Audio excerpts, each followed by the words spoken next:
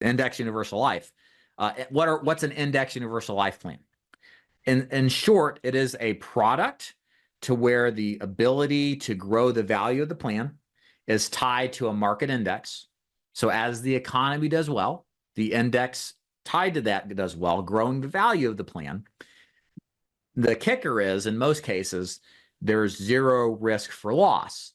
And so the way this is sold, it's not an investment, it's life insurance. There's some issues with it we'll go into in a minute. But it's sold as a way to retire tax-free, to grow your insurance to where you're in a position that when you retire, you have much less risk than if you put it in a 401k. So that's how a lot of people, not everybody, but a lot of people pitch it as an alternative to a typical traditional retirement strategy like 401k. So what are the pros and cons of this? So first of all,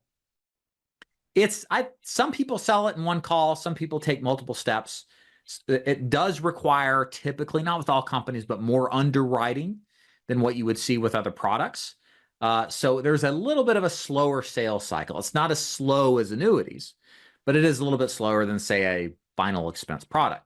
The flip side of that is that the commissions can be really, really good because they're usually being sold at putting in $150, $200+ a month. Commissions on these things can be very good. So they lead to a 4-figure plus type of commission opportunity.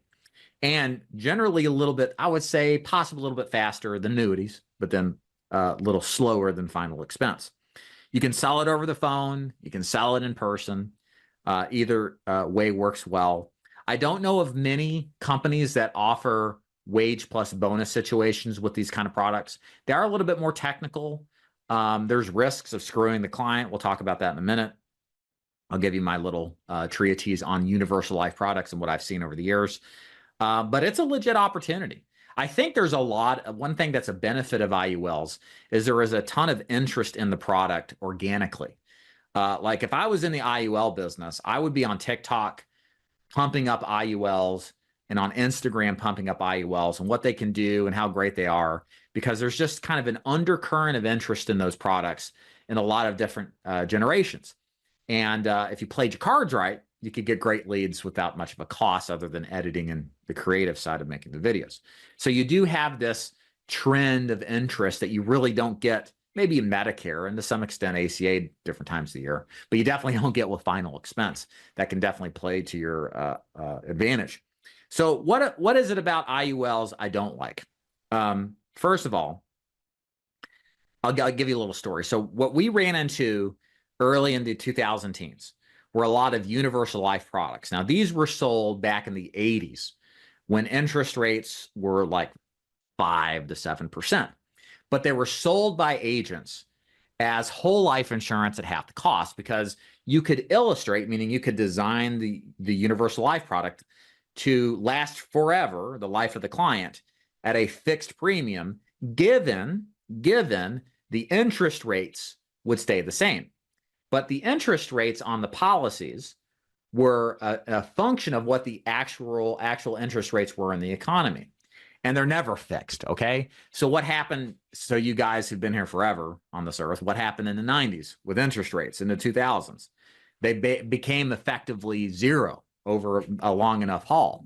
And the impact that had on the clients in the 80s and 90s that bought these is their policies didn't perform anymore because there was no interest rate to grow the cash value of the policy.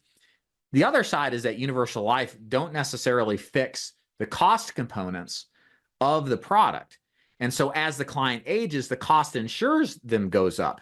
And that cash value that wasn't really growing because interest rates were really low compared to the ever-raising cost of the interest or of the cost of insurance, guess what happens? The premiums can't cover this cost difference.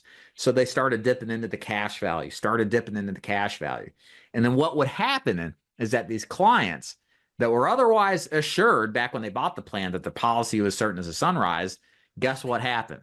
They get a letter in the mail that their policy goes up from $50 a month to $200 a month. And they're in their 70s, their health is terrible, and they can't afford the thing because they're on a fixed income now. And they're pissed, to say it lightly. And we have to go in there and sell them something that's half or less of coverage, but will guarantee the premium will never go up. And it's a hard sale. But the point is, to the client, they were sold a bill of goods that really should have never been sold. And I assure you, agents are doing that right now. They're selling an IUL as it's the greatest thing ever, but they're undervaluing the premium. They're not really being realistic with interest rates or what happens if the economy crashes long enough period of time, or if it goes sideways and there's not a lot of gain.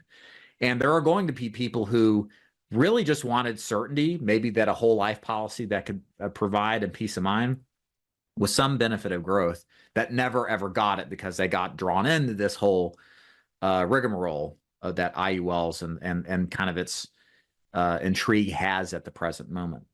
So that's not necessarily a condemnation of IULs. It's just like, if you're going to sell it the right way and understand what you're getting into. But I think the IUL market is great if you've got the money to buy the leads and you've got the ability to stick with it, and a little bit slower sales cycle, but it can be great if you sell it the right way.